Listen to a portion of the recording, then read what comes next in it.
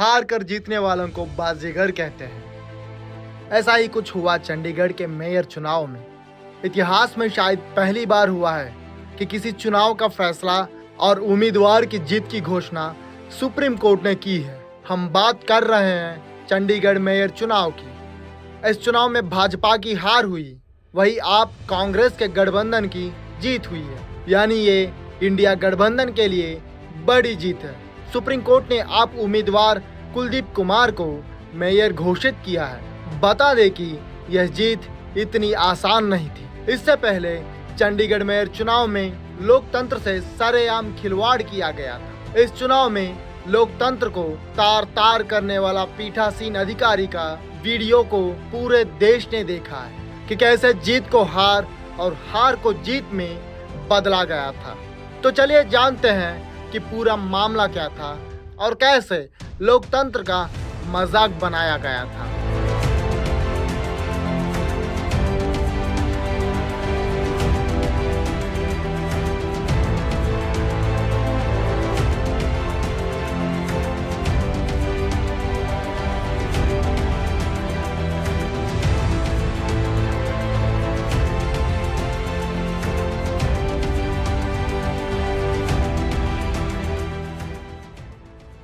30 जनवरी को चंडीगढ़ में मेयर का चुनाव हुआ।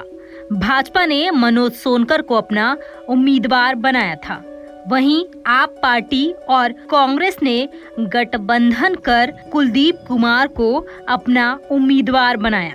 आपको बता दें कि चंडीगढ़ नगर निगम में कुल 35 पार्षद हैं और यहां से भाजपा की सांसद किरण खेर हैं। इस तरह से कुल 36 वोट हैं। मेयर चुनाव में जीत के लिए 19 वोटों की जरूरत हुई। बीजेपी के पास अपने 14 पार्षद, एक सांसद और एक अकाली दल के पार्षद के समर्थन के साथ कुल 16 वोट थे, जबकि आम आदमी पार्टी और कांग्रेस ने साथ मिलकर ये चुनाव लड़ा था।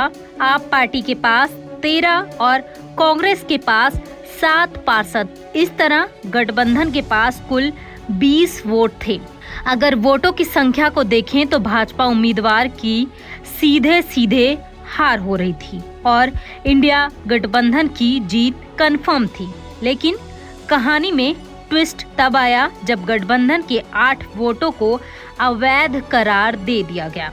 इस तरह आप कांग्रेस के वोटों की संख्या 20 से घटकर 12 हो गई। इस तरह भाजपा की जीत घोषित हो गई और मनोज सोनकर को चंडीगढ़ के मेयर के रूप में चुना गया। अब आप सोच रहे होंगे कि गठबंधन के 8 वोट अवैध कैसे हुए, तो आपको बता दें कि ये सारा खेल पीठासीन अधिकारी अनिल मसीह ने किया।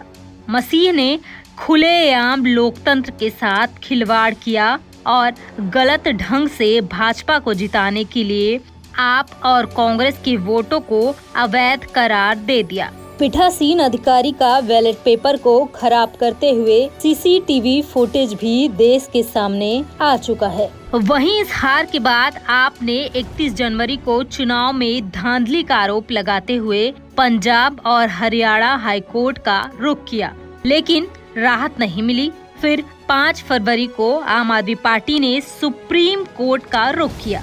एससी ने पीठासीन अधिकारी अनिल मसीह की आलोचना की और कहा कि यह स्पष्ट है कि उसने बैलेट पेपरों को विकृत किया है, यानी खराब किया है। लोकतंत्र का मजाक है, हत्या है। इस आदमी पर मुकदमा चलाया जाना चाहिए। इसके बाद 18 फरवरी को सुप्रीम कोर्ट में सुनवाई से एक दिन पहले मनोज सोनकर ने मेयर पद से इस्तीफा दे दिया। इसके साथ ही आम आदमी पार्टी के 3 पार्षदों ने पार्टी छोड़ दी और भाजपा में चले गए। इसे लेकर भाजपा दोबारा चुनाव कराना चाहती थी, लेकिन सुप्रीम कोर्ट ने कहा कि पार्षदों की हॉर्स ट्रेडिंग हो रही है, ऐसे में चुनाव दोबारा नहीं कराया जाए।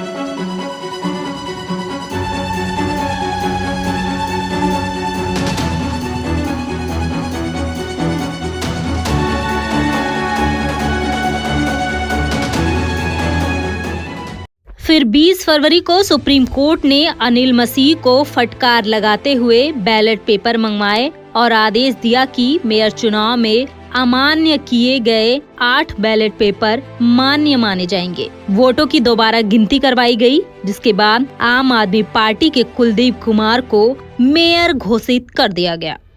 सुप्रीम कोर्ट के आए फैसले को लोगों ने लोकतंत्र की जीत बताया है। फिलहाल भारत जैसे लोकतांत्रिक देश में कोई भी पार्टी अगर इस तरह से जीत हासिल करती है तो उस पार्टी पर जनता में एक गलत मैसेज जा सकता है और जनता का लोकतंत्र से भरोसा उठ जाएगा। बता दें, महज 2 महीनों में ही लोकसभा चुनाव होने वाले हैं। ऐसे में ये परिस्थितियां भाजपा के लिए मुश्किलें खड़ा कर सकती हैं। मगर चुनाव से पहले इंडिया गठबंधन के लिए ये बड़ी जीत है, इसलिए विपक्ष भी इस मौके का फायदा उठाना चाह रही है।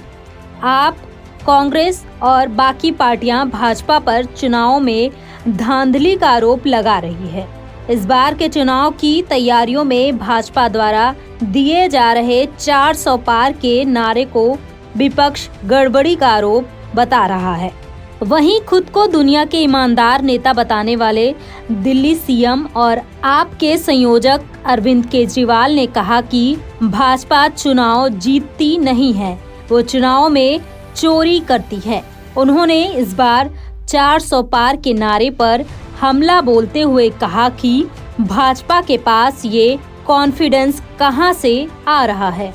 जिस तरह मेयर चुनाव में लोकतंत्र के साथ खिलवाड़ किया गया, उससे तो लग रहा है कि भाजपा कुछ झोल कर रही है। कांग्रेस नेता राहुल गांधी ने भी मेयर चुनाव के मुद्दे पर भाजपा को घेरने की कोशिश की है। उन्होंने मेयर चुनाव में हुए धांधली के लिए पीएम मोदी को जिम्मेदार बताया है। राहुल ने कहा, लोकतंत्र की हत्या की भाजपाई साजिश में मसीह सिर्फ मोहरा है, पीछे पीएम मोदी का मोहरा है।